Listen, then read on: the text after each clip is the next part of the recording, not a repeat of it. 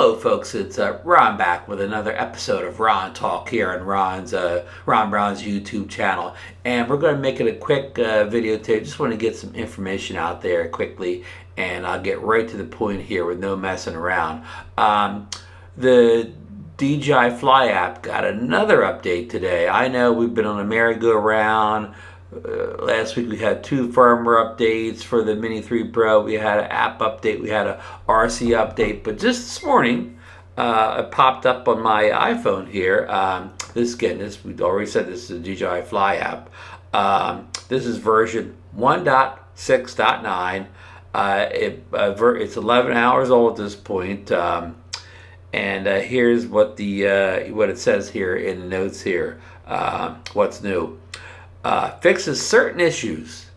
We can't say which issues, just certain issues, and optimizes overall app quality. Well, I think every single time they optimize, they've never de-optimized. So yeah, people get frustrated over these cryptic things, like I think the last one, the 1.68, they actually said things that did, but here we go. So I don't know, maybe this will help with ongoing issues people have with lately with maps. Then before that it was their screen. If you had the DJI RC, your screen was freezing, stuttering, not playing smoothly. Before that it was range of signal issues, so let's hope this addresses one of those issues, if not all of those issues, or whatever. But I haven't tried it myself. I downloaded the phone, but I didn't download it on the I had the DJI RC controller for my Mini 3 Pro, and I did not get it on there yet. But I noticed the last time to get the app update, like I booted the thing up, hit get new firmware, nothing happened, and I rebooted the drone. It still wouldn't update the app, and I actually had to put a second battery in. And finally the thing said, you gotta update here, update the app. So the apps don't always come over there like immediately as they're available without you fooling around. Now your experience could be different. They could pop right up the first time you try it, but that was my experience, that I had to mess around a little bit to get 1.68 to load to my DJI RC controller. So your mileage may vary. So okay, I will test fly that app update as soon as I can. I got bad weather today, rain, so on. Hopefully maybe tomorrow I'll get that thing out. I think I got rain again tomorrow, but we'll see. And let me move on to another subject here. Speaking of all these updates, and you got app updates, firmware updates, aircraft update, RC updates. But here's something, a little kind of a pro tip here to help those things go smoothly. And this one I got from Lauren here, Lauren Donner. Always format your memory card before you do a firmware update of any kind, or we'll just say an update. Format that memory card. It's formatted in the drone. It's just under the camera settings. You'll see it down in format. I'd even format the internal memory just for the heck of it. It can't hurt, right? Just make sure if you have any photos or video on either the memory card or the internal memory, to make sure you have them offloaded to your computer, your tablet, your phone, to the cloud, wherever you store your photos and videos. Get that off of there before you do these.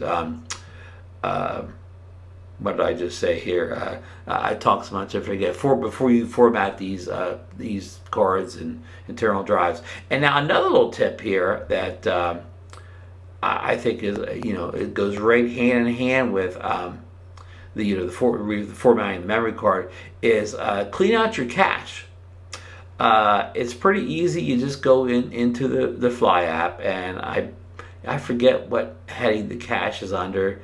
Could even be under the one on the extreme, right? But it's easy to find once you get in. It could be in the camera settings too, right below the format memory card thing too. So, but go in there and clear a cache out, because depending on how much megabytes you pick for the cache, you could have a whole bunch of stuff in there going way back, and it could be some legacy code hanging around on that cache the cache files that it's saving to. And lots of times, if you've already downloaded your high res version off the memory card or to the computer, you don't need those cache versions of the files anyway, especially if they're a couple flights back or whatever. And I mentioned to get some of the old code off there, and that's the same thing why you want to do the memory card. It can have kind of old code from older firmware updates or versions, and maybe they don't get all wiped off and they creep back if there were problems. It's still enough data from those old updates to cause issues on the new update. So both things: wipe the cache, format the memory card, get rid of all the old code and software and the bugs or anything that were hanging around there before you do do a big update or even a small update, because you want the small updates to go well too. But yeah, if you have ongoing issues that other people don't seem to have, if you're in the minority on an issue, maybe it's something that you can clean out yourself by you're just being a little more aggressive during your update process with, again, one more time, formatting the memory card and cleaning your cache out. So that's it. I want to do a short one today. I got one little last thing for you. I did see that the DJI Mavic Air 2, the older drone, it got a firmware update today, and I believe it's just doing the same thing that some of the other drones did, like the Air 2S. It's just it's the firmware is making it work with the Japanese. What's the system we have to install in the U.S. where they know where your drone is? It's on the tip of my tongue here. Remote ID. Sorry, folks. Remote ID. So it's an update you could probably skip. Unless you're in Japan or you plan on flying in Japan sometime soon, you could probably skip the that update if you want to. If you don't want to, go ahead and upload. Just remember what I told you to do with the card and the cache. So okay, that is it. Thanks for dropping in today. I hope you got something value here. If you did, thumbs up. Subscribe to the channel if you're not already subscribed. Ring that bell notification so you'll know when I'm posting new videos on the Mini 3 as well as other drones. And don't forget, we got that new thanks button down there right along with those other buttons. You can contribute a little to the channel. You can start as little as $1.99. And that $1.99, I'm going to put it right back in the channel.